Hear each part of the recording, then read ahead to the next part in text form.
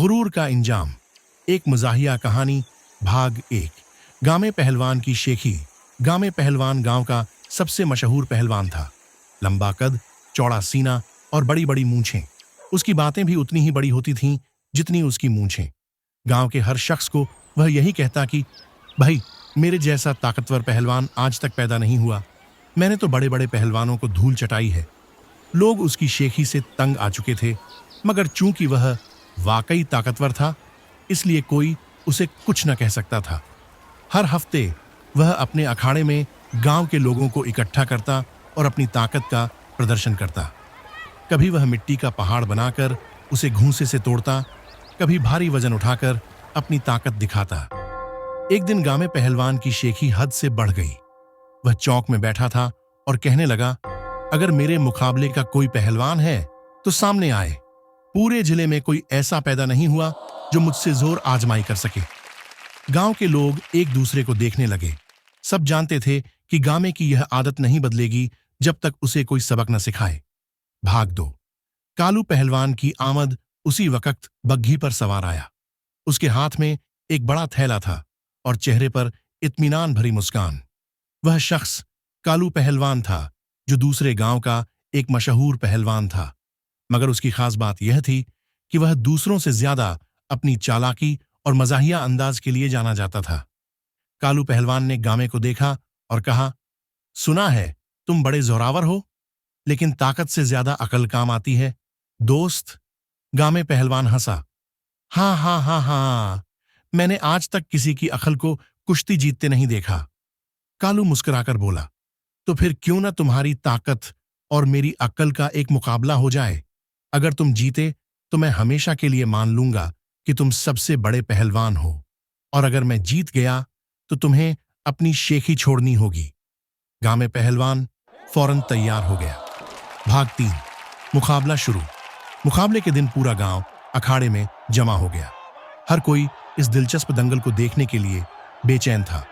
गामे पहलवान ने अपनी मूंछों को ताव दिया और चक चक करके हाथों पर मिट्टी लगाई।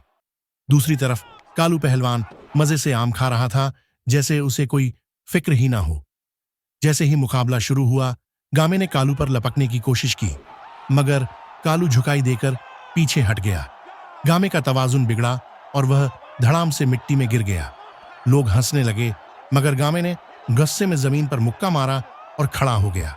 कालू ने कहा, यह तो बस शुरुआत थी, अब देखते हैं अगला दांव कौन सा आता है। भाग 4। कालू पहलवान के मज़ाहिया दांव। कालू ने एक नया चालाकी भरा दांव आजमाया। उसने अपनी जेब से शहद की एक छोटी शीशी निकाली और चुपके से अपने हाथों पर लगा ली। जब गामे ने उसे दोबारा पकड़ने की कोशिश की तो उसके हाथ कालू के जिस्म से चिपकने की बजाय फिसल गए और गामे के दोनों हाथ अखाड़े की मिट्टी में जा लगे। गामे पहलवान हैरान हो गया। ये क्या माजरा है, मेरे हाथ क्यों नहीं जम रहे। कालू ने हंसते हुए कहा, भाई, यह पहलवानी के साथ साथ अकल भी चाहिए। अब जरा एक और दांव देखो। इस बार कालू ने एक तरबूज उठाया और उसे अपने पेट के साथ बांध लिया। जब गामे ने उस पर जोर आजमाई की तो उसके हाथ तरबूज पर फिसल गए और वह दोबारा धड़ाम से गिर गया। भाग 5। गामे का अंजाम 3 बार गिरने के बाद गामे पहलवान गुस्से में आ गया। उसने जोर लगाकर कालू को पकड़ने की कोशिश की, मगर कालू पहलवान फुर्ती से पीछे हट गया और गामे को अपना ही वजन काबू में न रहा। वह सीधा अखाड़े से बाहर जा गिरा और कीचड़ में लथपथ हो गया। पूरा गांव कहकहे लगाकर हंसने लगा। गामे ने शर्मिंदगी से सर झुका लिया। वह समझ गया कि सिर्फ ताकत काफी नहीं, चालाकी भी होनी चाहिए। उसने कालू पहलवान के सामने हाथ जोड़े और कहा, भाई, तुम जीत गए। अब मैं अपनी शेखी छोड़ दूंगा और अक्ल से भी काम लेना सीखूंगा। नतीजा, मज़ाहिया सबक। इस वाकये के बाद गामे पहलवान की शेखी कम हो गई और वह ज्यादा समझदार हो गया। दूसरी तरफ कालू पहलवान गांव में ही रुक गया और बच्चों को पहलवानी के साथ साथ होशियारी के सबक भी देने लगा।